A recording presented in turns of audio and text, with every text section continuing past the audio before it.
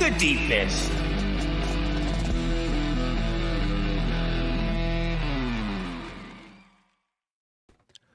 Welcome to Split the Defense, Leafs post-game presented by Laforest Electrical Contractors, serving Kingston and the surrounding area since 2004.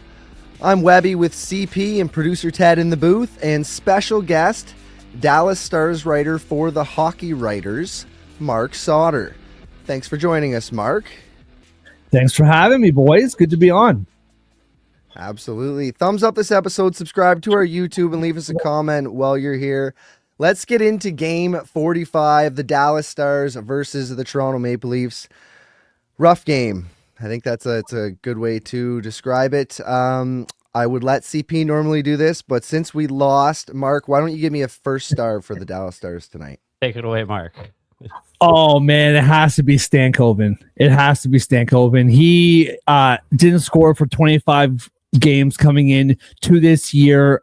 Basically a rookie, technically a rookie, had, I think, 13-ish regular season games last year and played in the playoffs for the Dallas. But technically a rookie, was supposed to be kind of that goal scorer replacing Joe Pavelski. Tyler Seguin goes down, expecting much more from Stankoven.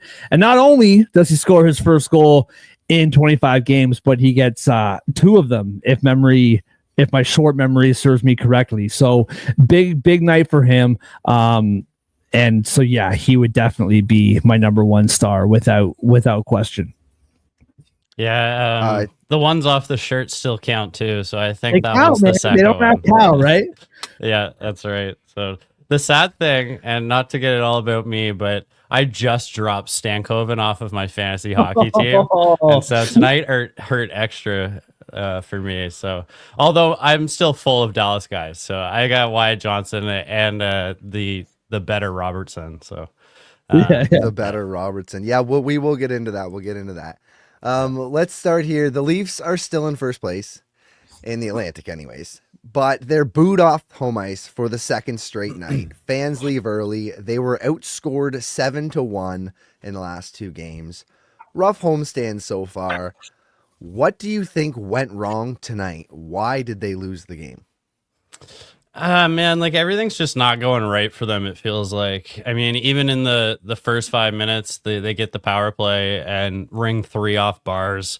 I mean, that if just one of those goes in, I feel like the momentum just feels so different. But I mean, I was there at the game on Saturday and it just felt like a totally sad performance. And like being in the stands and being one of the fans leading the booing section, it feels a little different on TV. Like when you're in the building, it just feels so emotional, and like you're there and you've committed so much to this team to be there, right? And then when you just don't get a good performance, it's tough to swallow. So I don't blame the fans at all. It is kind of just a bit of a rough patch here. Like I'm trying to convince myself. But you just want to feel like the guys at the top of the lineup are giving everything they got, and I'm just not quite feeling it. But yeah, maybe it's part of being game 45 and a style of hockey that just requires absolutely everything from you. Like potentially. So Marc, Toronto hasn't lost to the Stars in their last 7 meetings, which dates back to the 13th of February in 2020. That's crazy. Almost 5 years ago. They've outscored them 37-21 in their last 10 meetings. And Dallas coming into this game was 8-2. And what did they do tonight differently? And what have they been doing differently in their last 10 games to be on such a tear and win this game tonight? Well, the simple one is they've been scoring goals, which I know sounds pretty simplistic. You got to put pucks to the net to win games.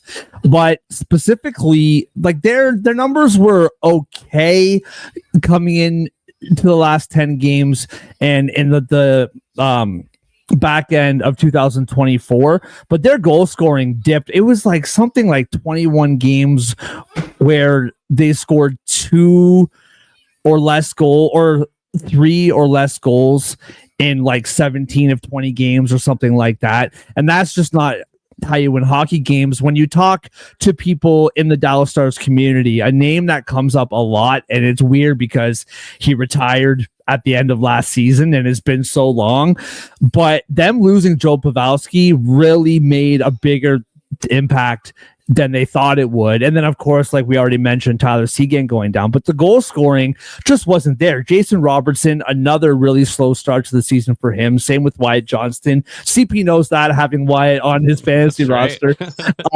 So another slow start for them, but Jason Robertson is on an absolute tear.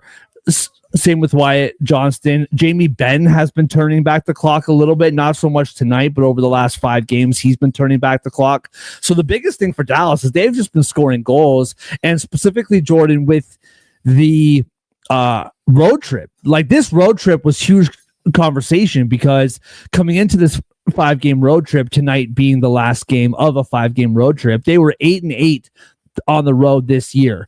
And with chasing teams like Minnesota, like Winnipeg, and having Colorado kind of dancing with them between the wild card and the division and wild card division, all 3 of those teams have very good road records, and the Dallas Stars just haven't been good on the road. So not only have they been scoring goals, but this 5-game road trip, lost to Ottawa over the weekend, but they wrap it up 4-1 on a 5-game road trip.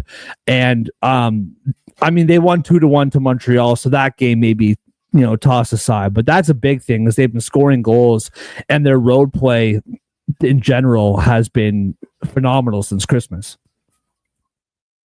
Absolutely, and a lot of that's got to come on the power play, does it not? The Stars scored tonight in the power play. The Leafs were on a 17 kill streak over the last 8 games. Like, they're a good penalty killing team, and they got owned tonight twice against the Stars. Specifically, Matt Duchene. We should speak about him. He comes into the lineup. He comes to the Stars at what, a $3 million hit or something like that. I've got it here somewhere. Yeah, and he 1 year, $3 million is what he had at the beginning of the year, and he's got 38 points in 42 games coming into tonight. Scores another 2 points tonight, I believe. He's clutch in the win tonight.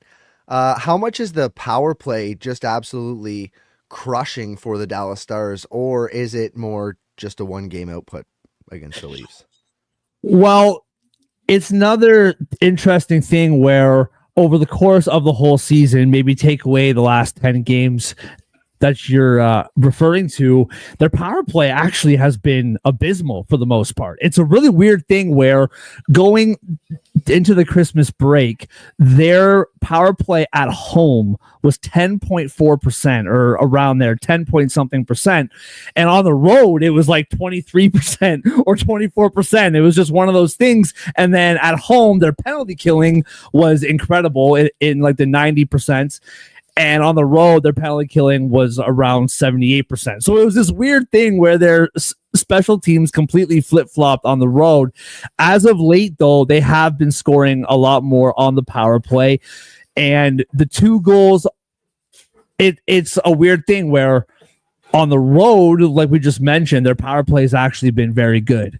At home, their power play is awful, which makes them, they were 29th in the league in power play. I'd have to check that after tonight, but they were in the bottom of the league in power play percentage. But on the road, their power play just kills it. It's a really weird phenomenon to explain. And what about these last 10 games? And I mean, especially guys like so many young kids like Stankoven and Johnson and Maverick Bork scoring a power play goal tonight, I believe, even. Yep. So how big are young players like that? And how much has that been over the last 10 games that improvement's been? Do you think that's had a lot to do with why they're on the tear they are? Big time. You're seeing guys like Maverick Bork. He was stuck on 2 goals for the majority of the season, and I believe it was in Philadelphia last week where he finally got his 3rd goal. It was the game before the Montreal game. Forgive my memory. I believe that was Philadelphia. And so him, but like, it's been weird though, because Maverick Bork and Stankoven, and I mean, like, Johnson's not a rookie anymore by any means, but all those guys haven't been producing all year long, but you can tell that they've been there doing the right things. They've been playing well defensively. They've been clearing the puck well. They've been moving the puck well. They've been doing all the things that you want them to do. Just the points haven't been piling up for them. And so Wyatt Johnston finally Stankoven again tonight. That was a huge night because you hear it a lot in Dallas media, just how much Stankoven does well. Like everything he does is like this guy, and he like a lot like the Leafs tonight. Just he loves the post, just loves hitting that post, loves just grazing by the wide open net. So for him, he's been playing well the whole year long. He just hasn't been able to kind of get the points together. But Maverick Bourque is the big one. With the injuries, Marchman's been out a little bit, so they've been having guys coming in and out. But this is what they need to see, specifically from Maverick Bourque. They know Stankoven. They know what they're going to get from him. But again, they're trying to find that replacement in production from Pavelski, from Seguin, and guys like Maverick Bourque have to step up. Now, there's a whole separate side conversation of the trade deadline's coming. What do they do there? They have to do something. Tyler Seguin, that's $10 million if you put him on the long term, or like, do you like keep him off? Hope he comes back. Move somebody. So there are like different conversations to be had, but you're absolutely right. Maverick Bourque specifically has been huge in the last 5 to 10 games. And CP, so they were on a 17-game kill streak on the penalty kill as we started this conversation at. Did you notice anything specifically tonight that they were fucking up on the penalty kill, or was it just kind of being outclassed and hats off to the other team? And it's a little hats off to the other team, but like a little bit's the goaltending, to be honest. Like the part of what the Leafs have been relying on so much is just one of the best goalies in the league on whatever night it is, whether it's a Wall night or a Stolarz night. And just with Stolarz out and you're getting a heavier load on Wall, we've now seen 2 in a row where they've been kind of stinkers. So I think a big part of it's just the goaltending itself. But yeah, the one thing about when you have a poor power play like the Leafs do is that you can rely on the PK to kind of keep you in there, right? That's like what good teams do, especially in the playoffs. Like if you can't rely on a power play, you definitely need one of the best PKs. And so we've been able to have that. And the Leafs are kind of streaky in their power play to me. Like you go on a bit of a run where you think they've solved it with 2 or 3 games in a row, and that's what keeps the percentage up and keeps them kind of in the middle of the league. But if you ask me, like their power play is just such an issue with this team. Yeah, just trash. And so the PK to me, just it's not an issue at all. And just a couple go in tonight, and it's not overall something that I'm going to be thinking about. But the power play, it's definitely something I'm thinking about. And I mean, tonight, a little more momentum, I will be honest. Like that first one out of the gate, like he definitely didn't lose momentum. And that was the big issue on Saturday. It's just the power play in the first period killed everything, and it was downhill from there. So, I mean, maybe it's baby steps and I'm grasping at something, but it's just what else can you do other than just split the guys up? Like I just feel like, they can't seem to figure it out as a unit. So divide them up and, get the competition. Like that seems to be the narrative through the media as well. And it's hard to disagree with. You gotta change something up. I think we've had enough competition at this point. I think it's just a point of shaking things up. Like you just need to get different personnel. It's hard. It's really hard. It's tough. But I think if we looked at 2 head-to-head matchups that we had tonight, we had Ottinger versus Wall. We could clearly say that Ottinger won tonight. You're saying Wall didn't have his best night? Oh yeah, no question. I mean, Wall's just in the last 2 just hasn't looked like himself to me. I have a friend in my group chat that just hates Wall, and so for like weeks on weeks they've been telling me like how bad he is, and he's it's gonna come soon. And so I can't give him credit for it. This isn't the Wall that's the guy that we're gonna be used to seeing on a regular basis. Like every goalie in the league goes through a spurt where they're not so great, and if I remember, Ottinger kind of had a bad one the last time the Leafs played them. So like it happens to Wall everybody, bested him right? last time. Yeah. So, I mean, when you have only one guy that you got to rely on, then you're going to have multiple in a row, I think. The best thing about when you have two guys going is that you can bounce back and even if one's struggling, you lean on one. But, we hope that Stolarz comes back because Woll, I think, needs him back more than anyone. Yeah, we are certainly missing Anthony Stolarz. And then the other head-to-head matchup that we had tonight was Robertson versus Robertson. So, Mark, Jason won that one tonight, did he not? Jason gets an assist. He was, in fact, the better Robertson, and it was the coach of the Stars. What's the head coach of the Stars' name? Pete DeBoer. That's right, DeBoer. Couldn't remember his name. DeBoer said that tongue-in-cheek that in order for the Leafs to beat this, or for the Stars to beat the Leafs, they needed to have the better Robertson. And in fact, that is how it worked out tonight. But Nick Robertson usually stands up for these games. He was a little bit unimpressive tonight, was he not? Yeah, Nick Robertson wasn't the greatest tonight. Jason Robertson's funny to me, and maybe Mark, you can help me here. Is he a guy that he always seems to not exist until he does, Yes. and then he does something? Yes, very much so. It's super bizarre to watch. Yeah, for sure. And Nick Robertson's kind of, I feel like the opposite, where when he's going, you can really feel it. And normally you got to scratch the guy to get him going the next game. And honestly, if you just scratched him every other game, he'd be a 40 goal player.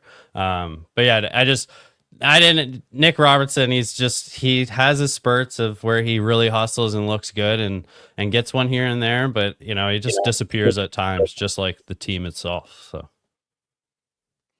Yeah, fair enough. Totally fair enough.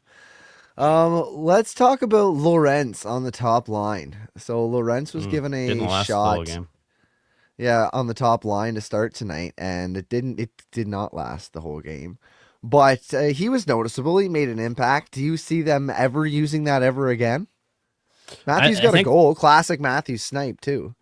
Yeah, I mean, classic Matthews goal altogether to create a turnover. The puck ends up on Marner's stick, and he gets to benefit from that. So yeah, classic play all around. And Lorentz, you just always get the exact same thing from him. I think. I don't think if you have an off game from Lorentz, it's maybe he just gets one less hit in a game or something. But I think the effort's always there, and so he's good on any line as long as you're not relying on him to be the leader on that line. But I mean, you had to do something. I mean, no offense to Knives, but just I don't know if.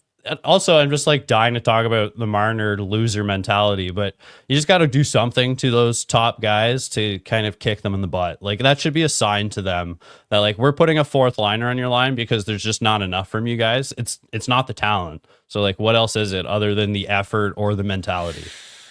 Yeah, what does that tell you? Yeah. Not good things, that's for sure. Yeah. Any thoughts on that, Mark?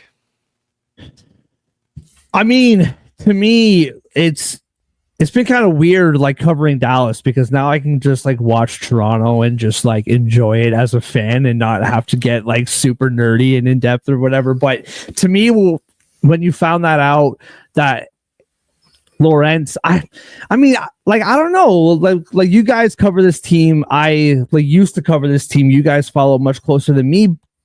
To me, I get it. The last few games, that game against Carolina, hot start, and then kind of no-showed for the rest of the game. That game against Vancouver, you completely no-showed from start to finish. CP said you were there for that game. But to me, you're right. You're in leading the division for the first time since I don't know, we were children. It's been a really long time. They've been leading it for quite some time. I know that the lead's kind of dwindling, but the Panthers lost again last night, got the loser's point in a loss last night. To me, it felt a little bit fidgety. I personally felt like it wasn't really necessary. I know that you want to get the guys going, and I know Nyes, I mean, he had the week of his life a week or two ago. To me, it just seemed a little bit fidgety, and why not give it a shot? But to me, I didn't really nothing the Leafs do, whether it's Keefe throughout the last 5 years, whether it's you begin a game with something, it really means nothing because it could be completely flipped on its head by the second period. So I didn't really take anything specific away from it myself. That's fair enough. But we had Nyes, Tavares, and Nylander together as well, and it seems like that Berube is stuck just on at least one line, and that line is McMahon, Domi, Robertson. Loves it. Yeah. Like absolutely eats it up. I have no idea. Like, he has changed it, but it seems like the most common denominator for the last 10 or 15 games has been McMahon, Domi, Robertson. Is it working? Do we think? Like, I like it sometimes, but I'm not completely sold that that's the combination there. Do you not think that maybe Lorentz going up to the third line instead would have made a little more sense? Because, like, they're dangerous, but that's the thing. They're fucking dangerous, like, both ends of the ice. Yeah, I mean, I think if you were looking at all the players and drawing up a first line, you would go with Bobby McMahon up there instead of Lorentz anyway. So it is, I think, that's why I think it's a bit more of a message to the top line guys, is because this is a guy that all he's bringing is effort. You know, like there's not much out there other than that. And so I think, though, I agree. If you're drawing up a better line, I would rather Bobby McMahon there. Lorentz is a great third line player, but I think the reason you go with that line so often is because, like, you look at all those guys and they all seem like third line guys to me. You know, they're just guys to plug in there, and once in a while that line kind of clicks. We saw it definitely more when we first saw it. You know, the first, I think, 3 games, didn't they have like 6 goals or something as a line? It was absolutely insane. Yeah, they were on fire, and we loved it. It was all excitement, but yeah, it hasn't been that way. But don't be mistaken. What have you done for me lately? Yeah, that's not the third line we're going into the playoffs with. Like, we even see it in the media already that, you know, Brad Treliving's talking about what his, you know, addition to this team is, and he can't afford a center better than Matthews. I'm not sure why the hell he had to say that, but he is looking for one.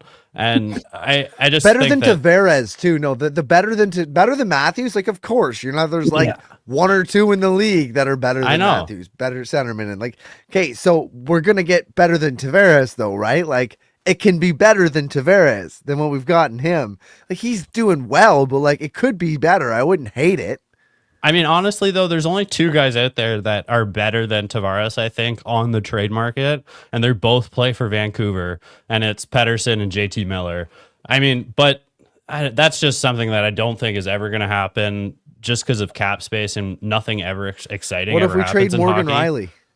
Man, Morgan I'm Riley's all for got it. 1 goal, 5 points in his last 22 games after tonight. Yeah.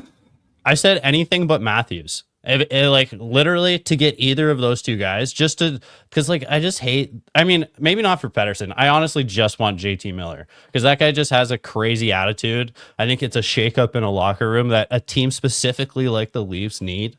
And I would do anything to get that guy on this team, whatever it took. Agreed.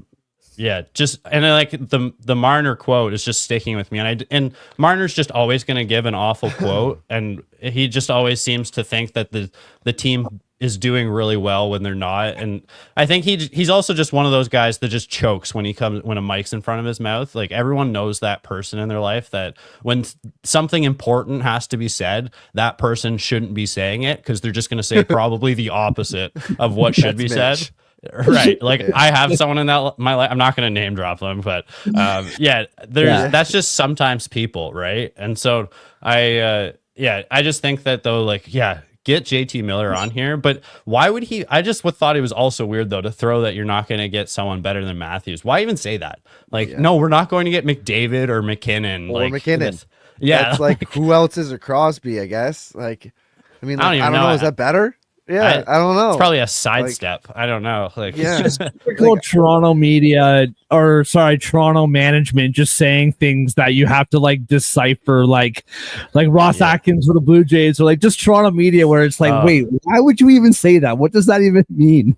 Yeah, don't get me on the Ross Atkins train, because that guy, I can't get too wrapped up in what that guy says either. we could talk for a whole nother podcast about that, bro. That's for sure. Yeah. Sean Sargent is chiming in here. He says, "Are we making the playoffs?" As a Leafs fan, I doubt it. Making the Well, playoffs. we're in first place right now. We're making. I think we're gonna the make playoffs. it. Yeah. What happens after that? Yeah. Go ahead. Make your bets now, boys. What's happening as soon as we enter the playoffs? Do you know? Do you honestly know? So Go ahead. sorry, CP. Sorry, man. No, Just go to chime in real quick. So I'm from Toronto. I love the Maple Leafs. I hate the Maple Leafs, just like every other Leaf fan. We hate all that stuff. I've been watching a lot of Dallas Star like podcasts and post games just as I've been following the team. And the pregame for the show tonight, it was so nice, much like when the Leafs were on Amazon Prime the first time, where you like listen to the broadcasters talk, you're like, wait, do we actually have a good team? Just because we follow Toronto media so much that we're so like nitpicky on everything, right? And these guys are talking about this game as like a Stanley Cup preview and just like pumping the Leafs up so hard.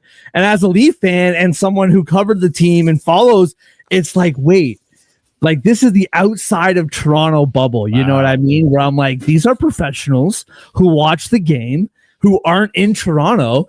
I'm like, man, the one thing I will say is we can agree that the way and these games are a lot more boring than they've been in the last 5 years. Let's just call it what it is. The goal scoring's down. Obviously, the power play, that's been an issue dating back to the end of last season too.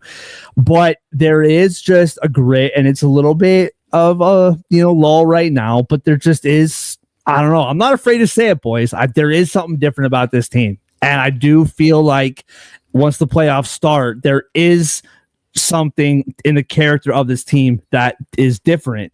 The one thing that two things for me personally with the Leafs in the postseason. Number one, I think it's really important to win the division, like really important, because you have a Boston team who knows what they're up to right now, and Detroit, Ottawa, Buffalo. There are teams that Columbus. Tampa's shifty like that. They're gonna fucking exactly slot themselves so they get to play the Leafs in the first round. They're not fucking stupid. Enough. That's fair. And I'm just saying, let's just pretend right now it is the way it is. You have a million teams in the East who don't want it. Like they're in, they're out, they're in, they're out. Ottawa, I think they're a good team, but we don't trust what we're seeing from them. Detroit, right? So to me, it's like win the division, like win it. Give yourself a chance in the first round against a team that you should beat. If they slip down to second and they play Tampa in the first round, it's just like heart attacks, like all over again. And the other thing that we all know is, we can talk about the goaltending. It's incredible this year, way better than it's been for years. The defense is better than it's been for years. But when the playoffs come around, goaltending and defense aren't the problem, right? So it's haven't been in years. Yeah. So that's my 2 cents. Yeah, if we just rewind, just maybe an episode or two, maybe two, and I'm talking about this Leafs team. Like, yes, maybe it's a team that's boring to watch, but look at all these wins that we squeak out and get. And those are the wins that I'm normally harping on that like really good teams normally get. So like it is a bad stretch. And I rewind a few games and I am kind of praising this team higher than I have in a kind of a while. So yeah. Yeah, I mean that's fair. It's even worse when you watch this style hockey and you lose. Right. When you watch it and you win, it's like, all right, I can deal with that. It's a process. But when you watch it and then you lose, it's like, fuck, what are we even doing here? They got to be doing something wrong, right? This can't be it. But there just needs to be more of a spark overall. And like Sean said, once you get to the playoffs, do you think they even get past the second round of the playoffs this year? Do you think they have a shot any further? Do you think this team's deep enough to roll through that many games? I don't want to just be like the guy that's I just have to see it to believe it. But how can you say anything other? Yeah. But the one thing is that I'm seeing a different team. And I think that's the biggest thing is we couldn't go back there and just watch the same team that's a puck possession team and just is going to move it around and try that one more time. Like the players might be the same, but it's just very obvious. The system's very different. It's way more defensive. We're way bigger on the back end and way better goaltending. So it is different. Who knows? Maybe it's the third round. You never know. Like it is a team though that I am excited that it's a little different. I do think that I want to shake up in the player that comes in here to be a big personality guy. Like if I know it can't be JT Miller, but like there's talk that Ryan O'Reilly is available again. And like, I know he didn't want to sign here originally. He doesn't want to be here. Yeah, but like maybe you want a guy who doesn't want to be here? He thought, though, that he was going to go to Nashville and have a chance at a cup, I think. And seeing that that's not a reality, maybe a couple years later, he has a different perspective. But regardless if he wants to be here, that's the kind of guy that I want to come in. Not just like a guy who's going to try and mesh in. Maybe not. I'm just saying. He's on the decline now. Yeah. I don't want a guy, though, that's just going to mesh in. You need a big personality that can mix things up. Does O'Reilly have one more year after this on his deal? Yeah, it's a multiple year. Yeah, it's not just this year.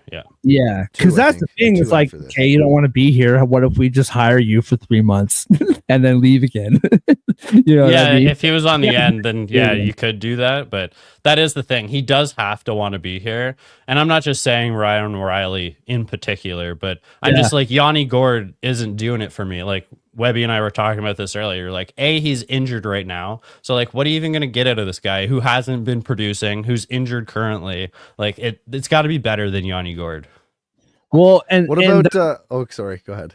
Oh, sorry, Jordan. I was just going to say that's where you brought it up before CP. Like, I love Morgan Rielly. I love him, and he's like one of my favorite Leafs. He's been here the longest through all the heartache of all the beginning years. My dog's named after him. There you go. I don't love him that much, man. So that's on you. For me, I never thought about trading him once. Never Me once. neither. Until listen. My dog's name's Naz. After Naz. Oh no! So let's not talk about it. No! That means Riley's probably getting traded. Honestly, completely different sport, but my son is named after a player who used to play for the Philadelphia Eagles. So I even raised the stakes, bro. That's my really son is named after. Yeah, it's pretty crazy over here. How to trick my wife with that one, but no, like to me, I didn't even think about trading Rielly once. And then like a week or two ago, I'm watching these games and I'm thinking about it. He has a pretty hefty price ticket. And I feel like the way the defense is right now, we'd be okay. Like, I don't know. Like you talked about it before. Can I ask about free agent potential pickup John Klingberg? Maybe. Oh, man. Yeah, I knew this was going to come up at some point tonight. Yeah, okay. That's an I want you to interesting one. both guys. First, CP. I want yes or no, and you get 30 seconds if you want to say something about it. Yes or no with John Klingberg. Do we bring him back on an affordable contract? Yes. On an affordable contract, you bring him back. Just because I remember what the first week of John Klingberg was for the Leafs, and I enjoyed how he played, and he the only thing, hip resurfacing, that can't be good for your mobility. And that was one thing that I really liked about him was his footwork and being able to, walk a line and be dangerous. So, but yeah, I think that this team needs a little bit of offensive, play, especially with Rielly not playing so hot. I wouldn't want to swap Rielly and Klingberg though. No. But I mean, what? Yeah, I mean, with everybody else you've got playing, like another guy we're going to talk about in a second, you could potentially fill his spot in the power play with one guy and use another couple other guys in other situations and fill out the balance. So, I mean, it is doable. It kind of feels like I said to Miller the other night. It feels like that's going to be our DeMar trade. What's the getting rid of Rielly? Yeah. Oh, why did you want to? Nobody want to get rid of DeMar either. No, we loved him. We loved him. Yeah, it was sad. So it's like it feels pretty similar, doesn't it? Yeah, and that actually does. That feels as similar as you could get for the Leafs. Rielly is our DeMar. The only thing is that I'm not sure how much DeMar was worth something. He wasn't a franchise winner. But like, I'm not sure how much Riley is really worth out on That's the your market. dog you're talking about. Hey, Yeah, I mean, my dog. brutal. I love my dog more than the player Riley at this point. So 1 goal, 5 points, last 21 games. I mean, it is what it is. Yeah. $7.5 million. You get John Klingberg on the power play for $750K, and then let's talk about Philip Myers. Philip Yeah. Myers has taken an absolute step tonight. They've got guys that are playing good defense. You have guys that can fill that role, and especially a guy like Philip Myers who was around it tonight with several scoring chances. So, do you think he's taken a step? Do you think he's a legit NHL defender, CP? I mean, of course I do, man. I've been preaching about this guy from day one. Yeah, but he was always fringe. He was never legit. I think that it showed tonight that he's feeling very comfortable. And I think probably a big part of that is the contract, but he looked great tonight. I'm not sure if that's something we're going to see all the time. Like it's kind of like the Benoit situation. Like 2 games ago, you see so much from him, where he's skating with the puck way more, but like that kind of went away. I'm not sure if it's like something we're going to consistently see from him, but the one thing that I just love about Myers is he just takes shots. If there's a chance for him to let one go, he's going to take it. And there's just not enough of that. And I mean, the big thing about him is just his play in front of the net, shutting down plays too on the break. So I don't think he needs to do as much as he did today, but sure was nice when he took it around for, a trip around the zone, passed it off to Riley, and Riley gets a shot out of it. Like, not mad at that. No, fair enough. All right. Willie's got 1 goal in his last 1 goal in his last 6 games, 2 shots on goal tonight. He's been a -6 in that time. I didn't even check what he was tonight. What's got to change for Willie? What did you see anything tonight specifically in his game or last game? You were right there. You were 11 rows off the ice. Did you see what the fuck was going on with Willie? Is he not trying? You had time to pay attention to just him. What's happening with that guy? I don't know, man. You see, it's not like anything new with him. Like last year when he signed his contract, he went on a 10-game spree of not doing anything.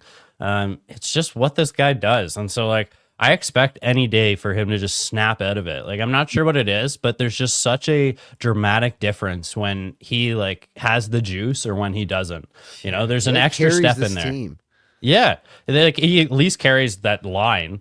And yeah, you're just not seeing it. Like, where's his Bugs Bunny juice? Because I don't know, someone stole it from him and needs to get it back. Yeah. Michael's special stuff. That's right. Yeah. All right. So we got the Devils coming up on Thursday. Is that correct? Yes, that's right. Devils on Thursday. Sheldon Keefe coming back to Scotiabank Arena. Ryan Reeves is in the lineup tonight. Do you think he's going to get in the lineup again on Thursday? Because there's actually a guy who would fight him on the Devils in Curtis McDermott. Well, then I kind of hope so, because I mean, he's got to be useful for something. Like Ryan Reeves, he made a couple hits tonight. I don't hate Ryan Reeves' play when he's not making mistakes. So like I would say that tonight was a decent Ryan Reeves game, but if there's someone for him to fight, that's just entertainment. But as far as winning the hockey game goes, I don't think that he should be in the lineup. Marc, are you for or against Ryan Reeves being in the lineup? Yeah, I mean, like you said, CP, like he's got to be like good for something. Like what? Like I personally love Ryan Reeves. I think that there's just a swagger to him that doesn't like exist for the rest of the Leafs. But he hits and he fights, and he hasn't really done much of like either this year. And when he has hit, he got suspended for 5 games. So I like Ryan Reeves. I don't have a real like issue with it. I do think though that this seems to be about what it is going to be unless they bring someone in. And I'm talking about he's going to play for a bit, and then he's going to go out, and then someone else is going to come in and then come out. And that's just kind of going to be the way it is. So I don't mind seeing it. If he's going to fight McDermott, I think that's who it is, right? Yeah. For the Devils. If he's going to fight him, then fight him. But I don't know. To me, like, yeah, he's not really doing what he's there to do anyway. So I'm not sure. the thing is about Ryan Reeves is, and actually the guy that would probably come in to replace him it's Holmberg, who's just the most vanilla player in the entire world. So I don't really care for Holmberg being in there either. And I just like, at least Ryan Reeves brings an identity to a line, and I hate a line that's just a few guys that are just out there skating around, like, at least. And I've been a guy that advocates for the guys on his line play bigger when he's out there. You just can't have the mistakes from Ryan Reeves. So I don't know, as long as those are limited, I don't care if he's there. Speaking about skating around out there, Calle Yarncroke's back on the ice and chumming with the boys again. Oh, yeah. Yeah, he actually plays hockey. We all were like, Yarncroke. He actually might be something to look at this point because, like, if you have somebody that's up in the lineup that you can fill in that fourth line spot that would be just as effective or better. I mean, like, hey, it's nice to have good hockey players on your team. I don't think that's much. I don't think it's a small upgrade from Holmberg is what I'm trying to say. I think it's a big jump between Calle Yarncroke and what Holmberg brings. Honestly, I'm thinking bigger than that. And like, I'm thinking like he's a better version of Robertson, like in the end, if Robertson became what Calle Yarncroke is when he's healthy, wouldn't that be a success for Robertson? They're like yin and yang, though. Robertson's like an offensive version of Yarncroke. Yarncroke is a defensive guy that scores goals. Yarncroke's potted 20. Like I feel like if you got when he 20 played a on year the top line of the Toronto Maple Leafs one time in his life. Well, he's a 15-goal scorer then on a third line, maybe. I just I don't know. I would take Calle Yarncroke in the lineup over Robertson, or at least do the flip flop that I'm begging them to do. Because Robertson, I'm not sure if you know this, Mark. We're always talking about Robertson always scores the night after he gets scratched. Always. And so I just not sure why they're not scratching him every other day. That would be like how you get the most out of this kid. Well, and like Yarncroke, we're talking about Steve Lorentz going up to the top line and like, different guys that can move. Like, he's the one guy where you don't love him on the top line, but he can keep up with the big boys feet wise, right? Like the guy can skate. He's the one guy that can kind of travel up and down. And if he comes back, then that's kind of one less thing you have to worry about come trade deadline. I'm not saying he's all you need is Calle Yarncroke in the lineup, but it's like, it would be nice to kind of see what that looks like a couple weeks or a few weeks before the deadline comes, just to kind of know what you got there. For sure. We used to call Kerfoot Flex Seal. I think we got, that was from the Kipper and Bourne show, right? Yeah. Yeah. Or that could have been Bunk. That could have been Bunkus. Maybe. I don't know, but it's got to be one of those guys. For sure, Sam Key said it a lot. Yeah, so Yarncroke is Flex Seal. You can put him anywhere and he's going to be okay. He's not a permanent solution to anything. But Flex Seal can get the job done if you need it in a pinch, Yeah, absolutely. All right, boys. Well, we've done well here. I'd like to thank you, Marc, special guest, Dallas Stars writer for the Hockey Writers, Marc Sautter. Thanks for joining us, buddy. Yeah, we'll have to have you back on the show again soon. Thanks for coming on, man. Yeah, thank you for having me. Shameless plug, thehockeywriters.com. I cover the Dallas Stars. So tomorrow, my 3 thoughts from this game from a Dallas Stars perspective. If you want to just forget about the Leafs for a day and read some Dallas Stars content. And then I have another shameless plug. I have a daily betting show. So if you're a gambling degenerate like myself, Pucks Across Borders, you can follow me on Twitter and you will find that link, and on YouTube as well, Pucks Across Borders. So we gamble away our hard-earned money every day on the NHL. So you can find me there as well. Perfect. And they win money too. So check them out on Twitter, Pucks Across Borders. Yeah. Thank you for having me, boys. I really appreciate it. Absolutely. All right, let's wrap this sucker up. Thanks for joining us for Split the Defense Leafs post game, presented by Laforest Electrical Contractors, serving the Kingston and surrounding area since 2004. Leave us a comment if you haven't already. Hit that like button on your way out the door. Subscribe to our YouTube. And until next time, peace. Peace. Follow the boys on Twitter at STDP Webby, at Craig D. Pearce, and at Ted_is_shook.